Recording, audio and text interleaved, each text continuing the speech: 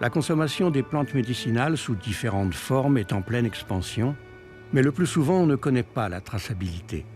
La situation me semble donc confuse. En tant que consommateur de plantes médicinales, je décide de mener une enquête qui commence chez des paysans-cueilleurs, où je découvre que renouer avec les connaissances traditionnelles de l'herboristerie est compliqué et parfois risqué.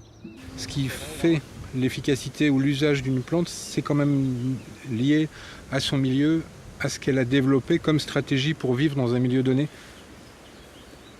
Surtout qu'il y a des gens qui surfent un peu sur la mode des plantes et qui font justement ces amalgames parce que parfois ça les arrange.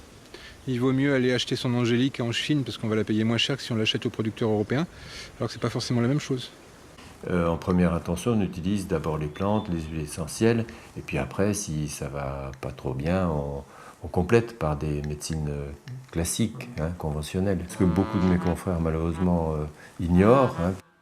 Alors que l'intérêt pour les plantes médicinales n'a jamais été aussi important, l'enseignement de la phytothérapie dans les facultés de pharmacie ne semble pas être assez développé. Donc il s'agit maintenant de faire en sorte qu'en France, on sorte de ce non-droit quelque part. Il y a véritablement besoin de légiférer là-dessus, de reconnaître les métiers avec une formation diplômante. Les plantes, elles nous accompagnent depuis les débuts de l'humanité et je crois qu'elles sont une promesse de sens. C'était des choses qui appartenaient au peuple avant, aux gens de la campagne notamment, et aujourd'hui c'est nous qui le professionnalisons pour le garder aussi, et puis dans le but de le transmettre aussi. Voilà, quoi. L'objectif c'est de garder ça, de ne pas perdre les savoir-faire et puis de les pérenniser.